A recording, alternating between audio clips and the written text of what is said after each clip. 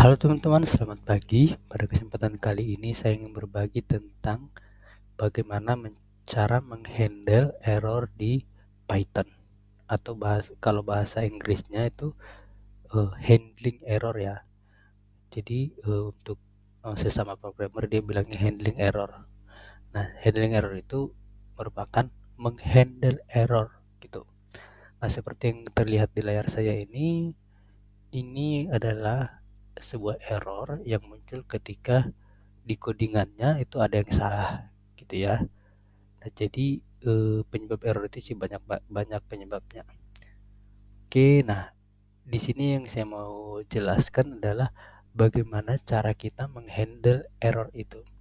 Nah, contohnya nih saya kan punya website nih. Anggaplah saya punya website ini yang masih di lokal. Nah, tujuan website saya ini adalah menampilkan sesuatu informasi misalnya gitu ya. Nah, tapi terjadi error seperti ini. Nah, ini kan merupakan sesuatu hal yang nggak bagus ketika si user atau orang lain, misalnya customer atau publik melihat website kita ini terjadi seperti ini. Kalau di mata orang lain kan ini udah sangat buruk gitu ya. Di mata si pemakai gitu ya. Oh, website kita tuh masalahnya itu kelihatan buruk sekali gitu.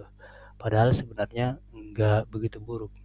Jadi untuk itulah kita perlu buat handle error di dalam uh, codingan kita. Oke, contohnya sebenarnya aplikasi ini adalah kalau benarnya itu di sini saya sebenarnya mau menampilkan hasil perkalian ya. Kalau benarnya itu coba saya benarin dulu. Contohnya 5 ini.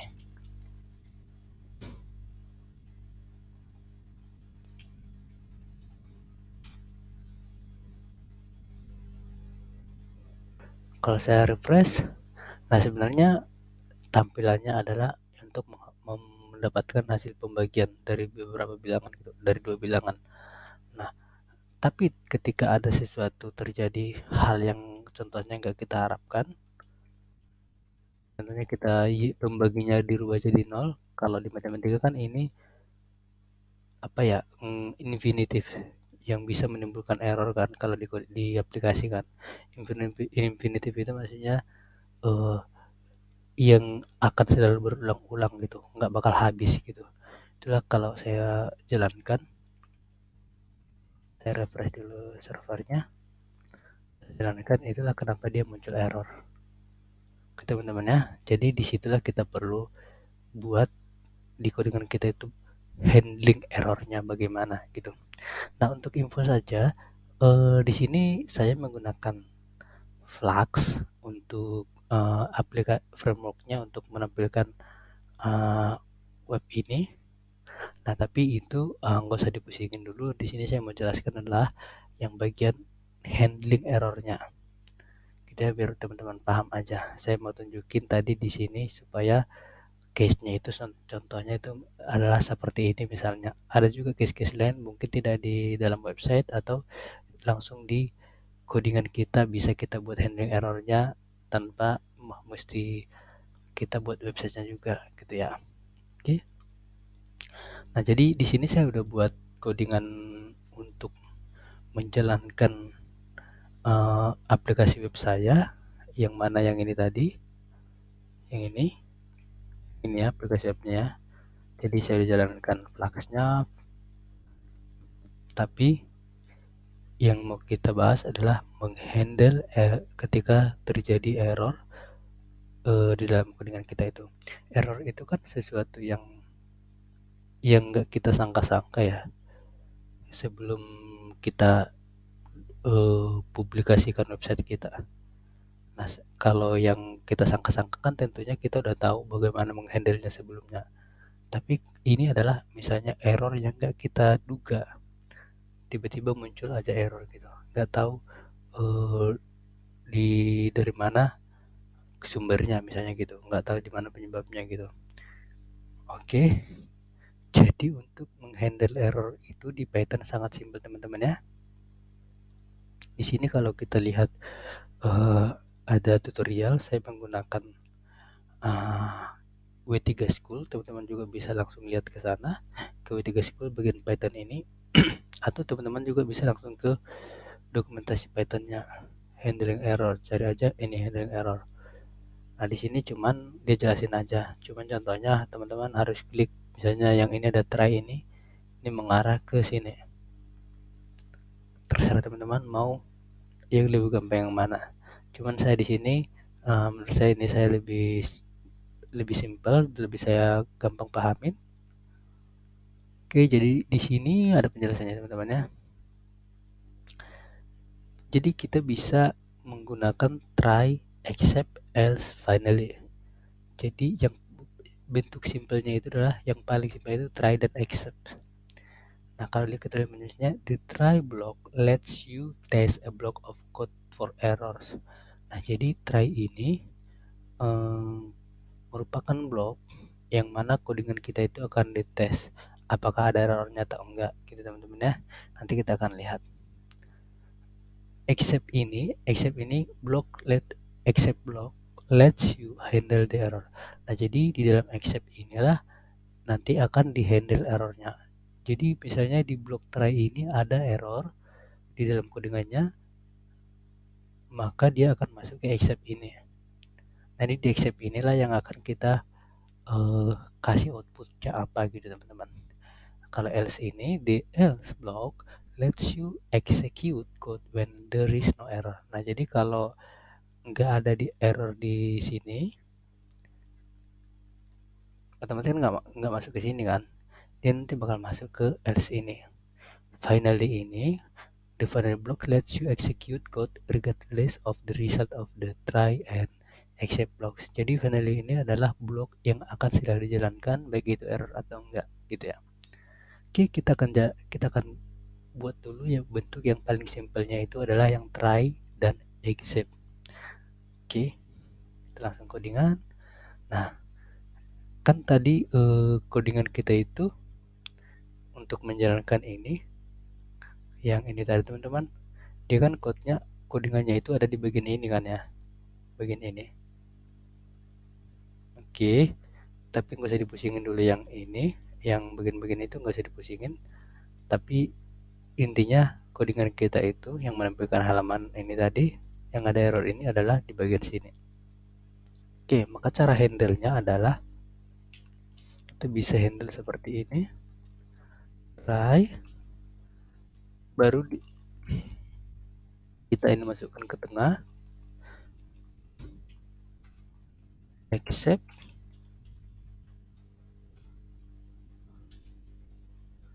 kemudian kita lihat contohnya lagi teman-teman. Nah, dia titik 2 langsung bisa print ini ya. Inilah yang akan ditampilinya nanti. Oke, except misalnya di sini saya hasil itu buat jadi sebuah string, saya pembagi tidak boleh 0 misalnya. Oh, jangan pembagi tidak boleh 0. Ini seolah-olah kita udah tahu penyebab errornya ya. Coba misalnya kita bilang aja jadi error gitu. Jadi error. Kemudian mohon hubungi administrator. Nah, coba kita lihat ya teman-teman ya.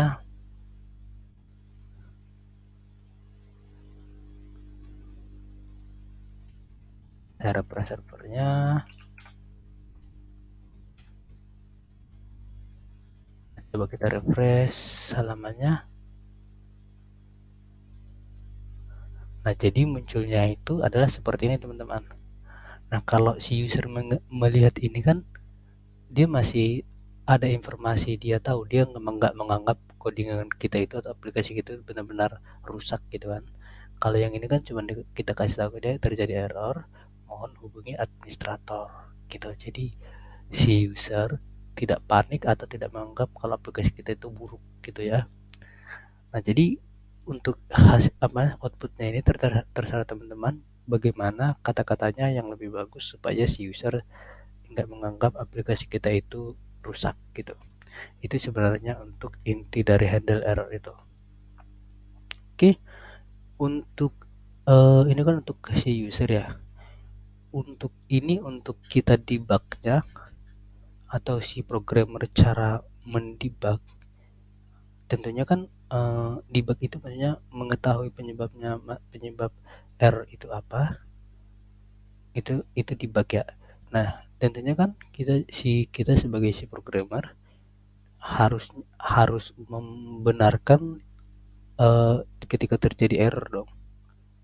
Nah, jadi untuk ngedebugnya itu coba kita lihat di sini. Di sini juga nggak muncul error ya teman-teman ya. Nah, jadi untuk ngedebugnya itu kita bisa eh, kalau seperti ini kan kita nggak tahu itu penyebab errornya apa. Nah, kalau untuk ngedebugnya kita mau tahu penyebab errornya apa adalah cara seperti ini, except exception. Kita tambah kata-kata exception ini teman-teman. Nah, SR inilah kata kita buat sebagai variabel yang akan menjadi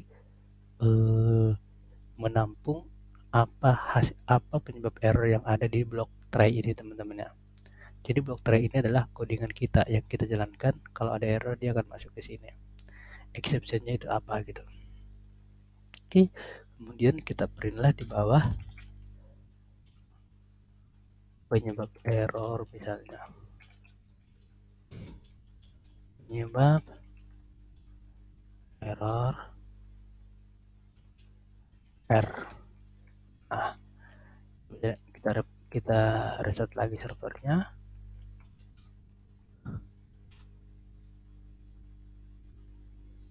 Oke, saya refresh. Oke, di sini sama. Kemudian kita lihat ke ininya, ke terminalnya, atau kita anggap ini adalah lognya. Nah, di sini ada nih teman-teman ya, penyebab error. Tadi kan penyebab error kita stringnya kan, ya, ini penyebab error, kemudian errornya apa gitu. Ini dia division by zero. Division by zero itu pembagian oleh 0 gitu. Pembaginya 0 itulah yang menyebabkan dia error gitu teman-teman ya.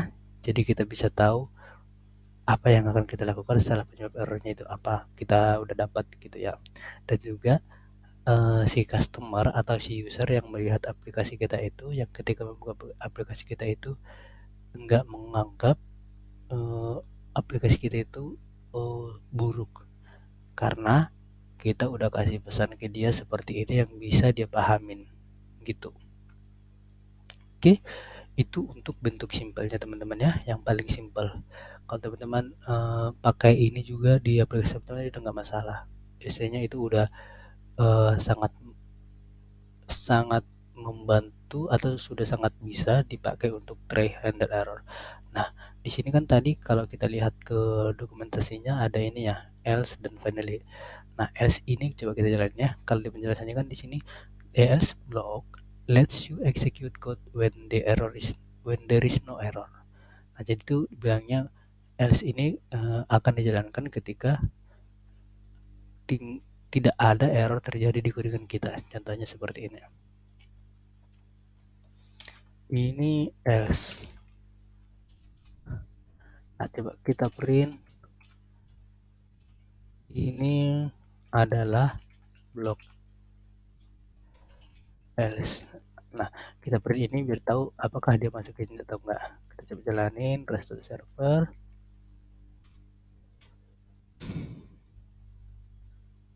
Oke, coba kita refresh halamannya. Oke, udah refresh ya. Kita lihat apakah dia di print atau enggak. Nah, di sini dia nggak di print teman-teman. Yang ini nggak ada di print. Ini adalah blok else, nggak ada muncul di sini. Yang muncul hanya penyebab error by zero ini. Kenapa? Ya karena kalau dari penjelasannya tadi else itu di execute atau dijalankan ketika there is no error, nggak ada error. Nah, kan sekarang itu ada error kan, jadi dia masuk ke sini. Berarti untuk menjalankan ini kita pastikan di sini nggak ada error. Jadi kalau nggak ada error di sini baru dia masuk ke sini. Nah, coba ya, ini kita kasih 5. Jadi kan kalau 20 bagi 5 itu nggak ada masalah. Oke ya, kita coba jalanin. Saya restart servernya, saya bersihkan dulu. Saya refresh halamannya. Oke, ini udah dapat hasilnya juga. Kita coba ke terminalnya. Nah, ini adalah blok else. Benar teman-teman ya. Jadi dia masuk ke blok yang ini. Ini sebenarnya dipakai tuh apa sih? Ini untuk info aja sih teman-teman. Misalnya contohnya nggak ada terjadi error, ya kita bilang aja tidak terjadi error gitu. Sekedar info aja gitu. Atau teman-teman mau execute apa di situ terserah teman-teman.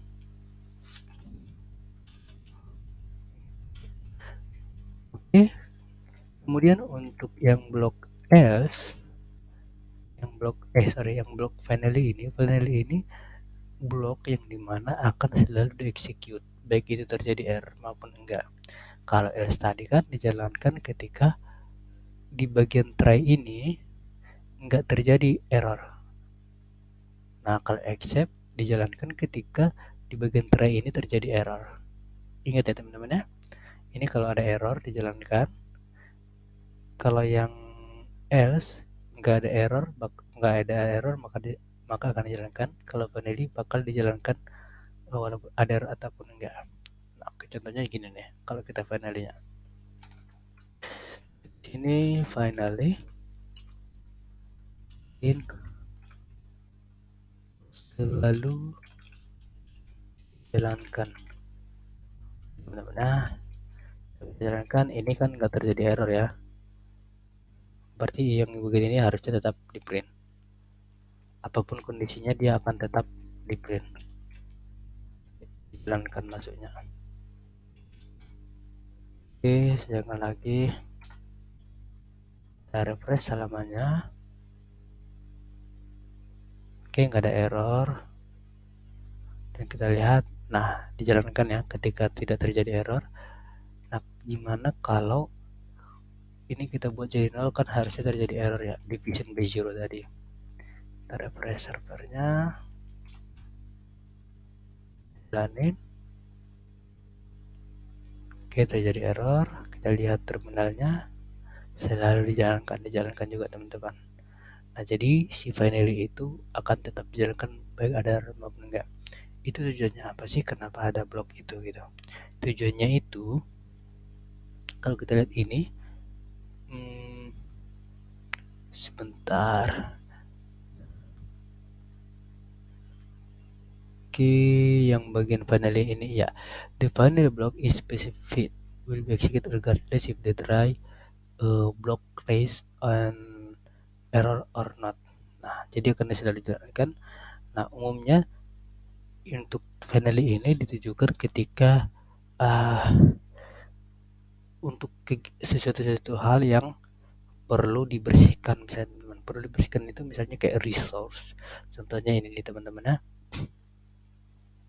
Ketika kita di codingan kita itu melakukan membuka sebuah file, contohnya di sini demo file.txt. Nah, kemudian pas udah kebuka tapi terjadi error di bawah coding di line selanjutnya. Nah, itu kan otomatis nggak ke close kan, nggak sampai ke codingan ini. Contoh ya, biar saya kasih tunjuk di sini. Sebentar, ini udah paham ya teman-teman ya. Di sini misalnya saya ini hapus, saya ada codingan membuka file. Ini adalah file yang mau dibuka.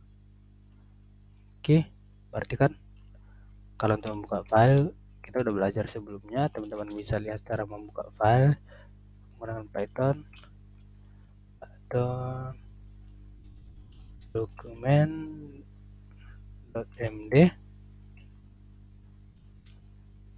kemudian modenya kita kasih read only ya. Kemudian read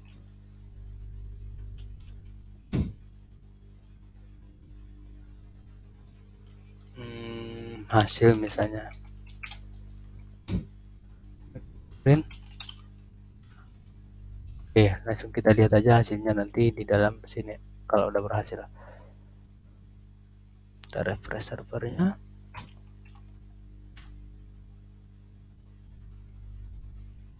Refresh halamannya. The try block let you test. Oke teman-teman ya. Jadi ini udah berhasil dibaca dari dalam file ini. Isinya itu adalah yang ini teman-teman. Yang ini tadi udah kita bisa tampilin di sini. Ini isinya teman-teman ya. Nah, permasalahannya ketika kita open gini, tadi kan kita belum close juga ya. Harusnya di close juga. Setelah proses selesai kita close. Oke. Saya restart server lagi.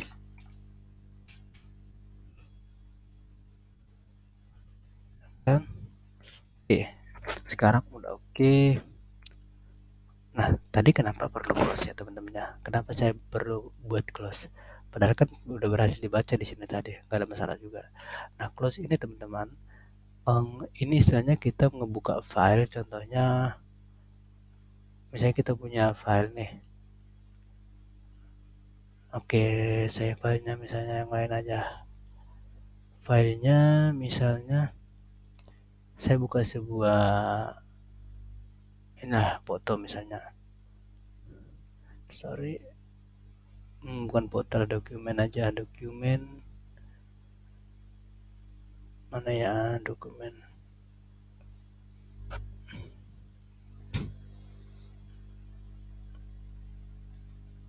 Oke, saya misalnya buka PDF gini. Password. Ntar yang lain aja.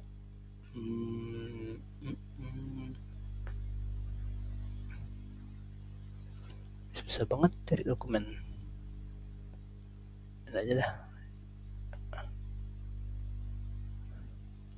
Oke, misalnya saya buka dokumen ini nih.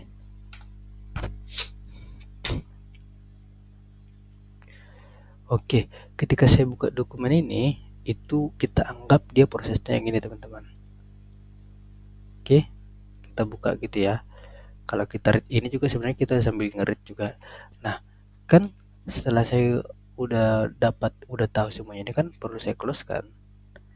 Kenapa perlu? Karena salah satu alasannya adalah ketika kita buka ini dia akan makan resource, maksudnya di memori kita itu dipakai, otomatis performance dari komputer kita berkurang. Dan juga kalau dia kebuka kayak gini itu nggak aman, mungkin orang lain bisa ngedit, nggak sengaja ngedit atau apa gitu. Itulah kenapa kita perlu close di sini. Kita close ini adalah ketika kita klik kayak close yang seperti biasa. Kalau saya close ini nge-close, itulah fungsinya ini. Cuman sebelumnya ada memang yang di Python itu ada context manager namanya. Otomatis ketika kita open dia otomatis ke close. Nah, ini adalah contoh yang saya kasih tahu yang ini untuk case ketika kita kenapa perlu ada finally itu. Mungkin teman-teman akan ketemu case-case lain yang mana teman-teman harus menggunakan finally gitu ya. Jadi contohnya ini nih. Ketika buka ini, ternyata di sini terjadi error. Mengapa terjadi? Kita nggak sengaja atau error apa gitu. Ini kita contohnya kasih print A. Ini kan belum ada tuh ya. Jadi case-nya di sini sudah dibuka, tapi di sini terjadi error. Ini kan nggak dijalanin teman-teman. Otomatis muncul error. Nah, itulah kenapa kita perlu menggunakan finally tadi. Misalnya ini oke, ini masuk ke tengah. Di sini accept print terjadi error. Nah, kemudian kita buat finally di sini ya.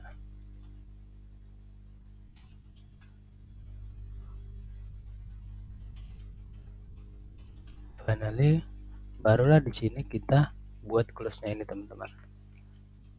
Nah, jadi baik dia terjadi error di sini maupun di mana di bawah ini, otomatis nanti ini akan tetap dijalanin. Jadi ini si open ini harus tetap akan di close di sini. Gitu teman-teman ya. Jadi itu sekilas untuk untuk handle error di Python yang sudah mungkin bisa teman-teman langsung pakai di aplikasi teman-teman. Nah, untuk spesifiknya handle error itu teman-teman bisa lihat di sini jenis-jenis error itu, jenis-jenis exception itu ada banyak nih. Teman-teman kalau mau pelajarin juga itu lebih bagus. Cuman yang saya kasih tahu tadi itu sebenarnya dasar untuk menghandle error di aplikasi kita ketika menggunakan Python. Kalau saya sih biasanya ini udah cukup sih, gitu. Oke teman-teman, semoga teman-teman paham. Kalau misalnya nggak paham boleh di komen atau cari referensi lain supaya semakin bagus skillnya gitu. Oke teman-teman, terima kasih. Selamat pagi.